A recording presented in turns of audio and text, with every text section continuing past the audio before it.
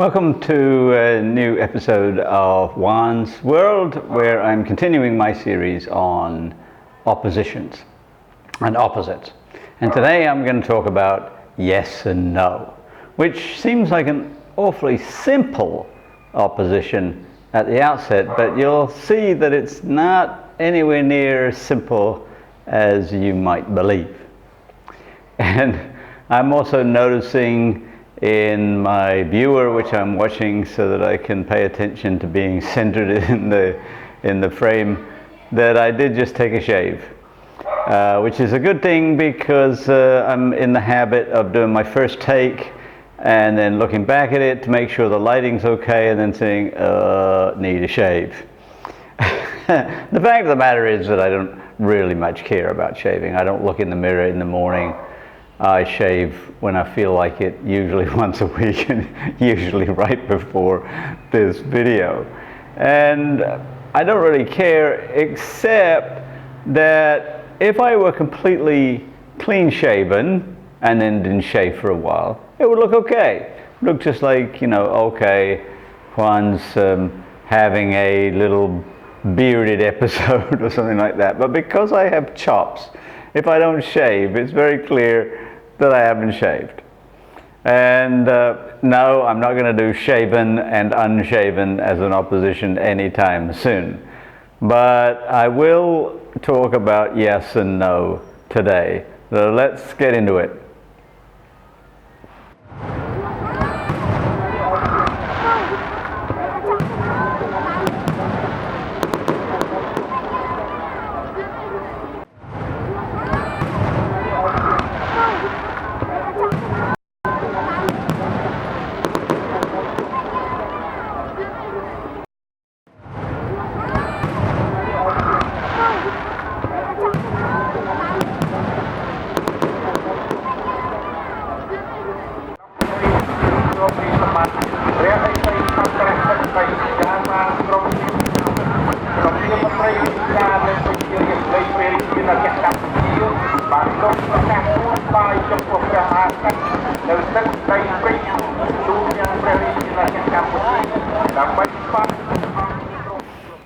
All right, well, the first thing we have to know, and you may not know this, particularly if you don't know any languages much outside European languages, is that words for yes and no worldwide are not terribly common.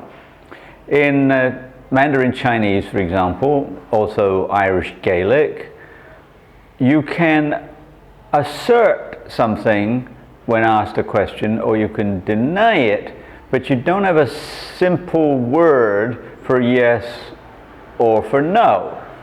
In Mandarin Chinese, for example, the normal way to say yes or no is to repeat the verb, either in the positive or the negative. So and this is also true in Irish Gaelic. So if somebody says, "Are you going to the theater tonight?" you would reply, "Going" or "not going." So that means that every language does have the ability to negate. That is certainly universal. But not every language has the ability to say in a single word yes or no. But certainly in European languages, those words are very common. And they usually more or less similar to the usage in English. There are a few oddities. For example, French does have three ways to say yes and no. That is, two ways to say yes and a way to say no. You can say oui or non, yes and no, but you can also say si, which is cognate with Italian and Spanish. But si in French means that you are asserting something that has been expressed in the negative, and you turn around and say, no, it's not negative, it's positive, and so you say si. And that brings me to my first point, which is something that non-native English speakers get wrong repeatedly, and maybe also English speakers get wrong also, which is, what is the response to a negative question? Now, a positive question is, are you going to the theater? And you could say, no, I'm not going. And then you could follow that up by saying, so you're not going? That's a negative question. You're not going? Well, the answer in English should be the same as the positive question. No, I'm not going. But a lot of non-native speakers will say in reply to the negative question, so you're not going? And they'll say, yes, I'm not going. And I have to teach, or used to teach, no, you can never say, yes, I'm not, or yes, I don't, or yes, I can't. That doesn't work. You have to say, no, I can't, no, I don't, no, I won't. Now, where things get more complicated is in languages where the word that in the dictionary is translated as yes or as no, it doesn't really quite have the same connotations as English. And I'm particularly thinking about Khmer now. I speak a fair amount of Khmer, and I use it in daily life here in Cambodia. And I was taught early on in my lessons that the word for yes and no is different for if you're male or female. That's really quite a thing. You know, if you're male, you say bat. If you're female, you say ja. And you just have to get used to it. And it took me a little while because my teachers were female, and so I would say something and they would say ja, and I had to stop and think, okay, yes, they're saying yes, I'm correct. But it's not the same as yes at all. There are times when it's definitely yes. Let me think of an example. If somebody says, do you want $10 for this pair of shoes? And they say, baht, then they mean yes. But if you don't ask a question, but you make a statement and they say baht or ja, they're not necessarily agreeing with you. So I can say, it's really hot today. And a person can say baht, baht, baht. And they don't mean, yes, it's hot today. They mean, yes, I understand what you're saying. And they're not agreeing at all.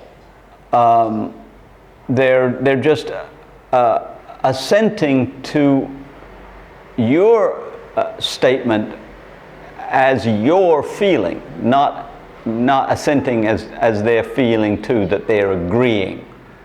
And that can be really hard. Even worse is Myanmar. In Burmese, well, at least in my experience, the Burman people, that is the people who give us the name Burmese in Myanmar, never say no. They're just pathologically incapable of saying no. So that I decided when I lived there that there were 3 ways to say yes in Myanmar. One was yes, which means yes. One was yes, which means maybe. And one was yes, which means no. They just cannot utter the word no. And so you have to gauge the tone and the delivery of the speaker, and also the kind of question you're asking. I mean, there are questions that have to have a definite answer and ones that can be vague. Are you going to the party tomorrow? Well, that's kind of vague because you could not have decided yet, or you could decided and you're not going. But it's not something where you really need a definitive answer. And you'll often get yes meaning maybe or yes meaning no under those circumstances. So that's some of the immediate complexities of yes and no.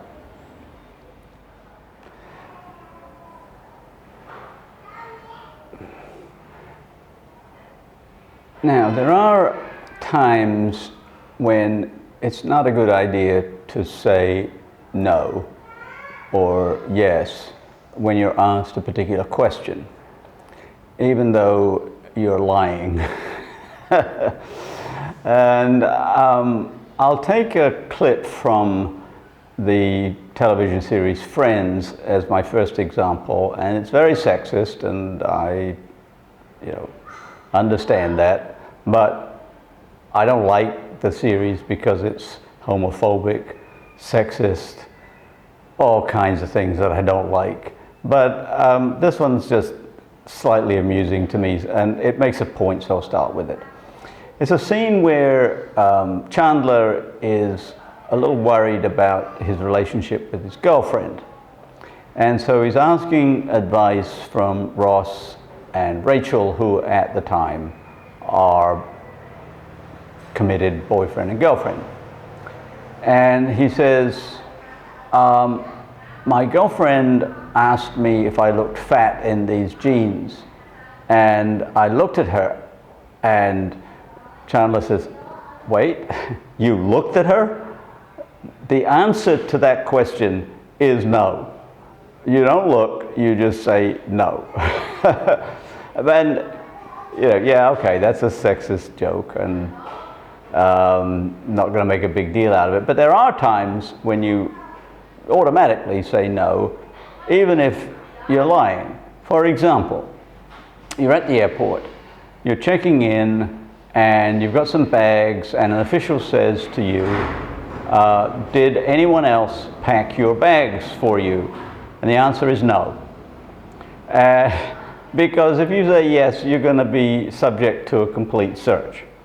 And even if, like, maybe your wife packed your bags for you, but you still say no, because any kind of equivocation, anything like, well, yes, somebody else did, but is not good enough. You just say no. There are some occasions like that where yes and no are just the easiest options. Well, but that brings me to another point, which is the response, yes, but.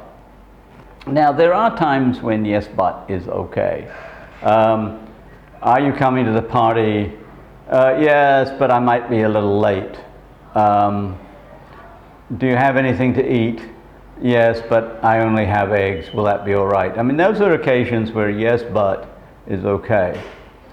Where I find it a little problematic is when you're trying to help somebody with particular issues and you're trying to guide them in one direction and they're moving in another direction. Now, I suppose that can be okay, but there's a lot of times where it's not okay. Like, this is not a great example, but let's say one of your friends, a woman, comes to you and is complaining because her boyfriend hits her all the time. And your advice or your suggestion is to leave him, which would be my suggestion. And the person replies, well, yes, but. In that case, the but is an equivocation that is destructive and isn't really very good. Now, yes but is an example of yes where there really is not an opposite that's very common, although it does exist. You can say no but under certain circumstances. Are you going to be able to make it to the potluck on Friday? No, but I'll send along a dish anyway. So there are occasions, but yes but is much more common than no but. When it comes to something like a yes man, well, I'm not sure that there is such a thing as a no man. A yes man is somebody that you hire or you have around who always agrees with you as a matter of course. It doesn't matter what you say, they agree. And there are famous examples of people who surround themselves with yes men. President Trump is a perfect example. If anyone criticizes him, he fires him. So I'd be interested to know what a no man is. I mean, in the TV series House MD, he does actually have doctors on his team who are kind of the equivalent of no men, although they're not called that. I mean, he does say in many episodes that he does want people to disagree with him, and he gets really upset if they do agree with him, because having somebody always disagreeing with you is good for your thinking. So maybe we all ought to be surrounded by no men or no women. I don't think it's gender specific. But you're certainly not going to be in good shape if you have people around you who are just pessimistic.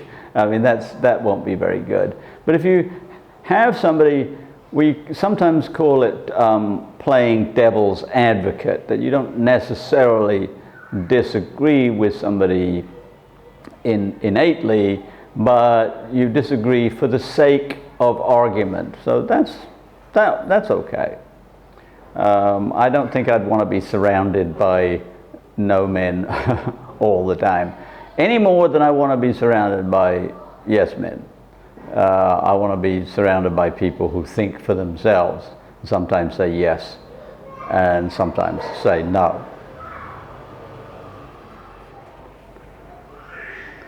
Now, if you've been following this series consistently, you'll remember that I have identified three kinds of opposites.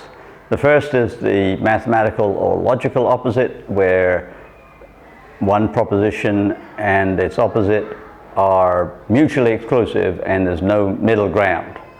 So odd and even, for example, when it comes to the natural numbers. A number is either odd or even, there's nothing in between.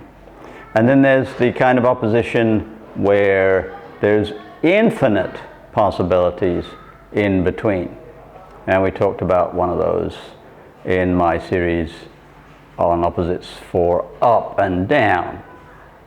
And then there's the third kind where there are definite opposites, and there is a middle ground, but it's not an infinite continuum. And I would say that yes and no is one of those. Although it kind of edges close.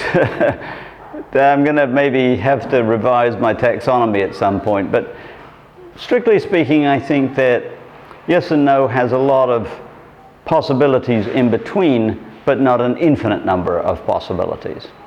So that you can answer a question, well, yes and no. For example, was Napoleon a good ruler? Yes and no. I mean, he ended the chaos of the French Revolution. He supported the introduction of the metric system, if you think that's a good thing. But a lot of people in Europe died, and he tended to be tyrannical, and so you say, well, yes and no. It's somewhere in between.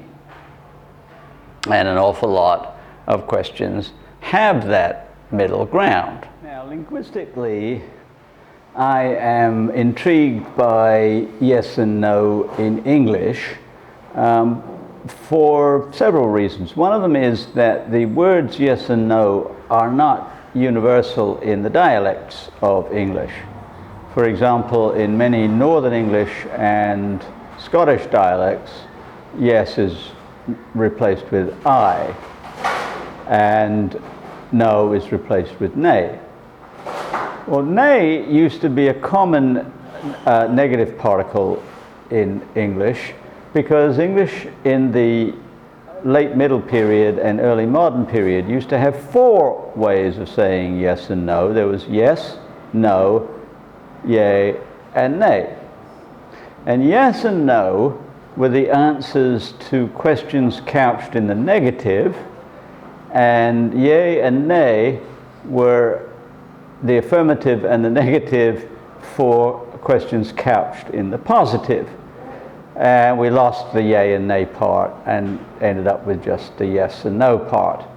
And even in middle and early modern English, the usage wasn't entirely consistent, but that was theoretically the rule. So, in fact, we have 3 different possibilities when we have particles for yes and no.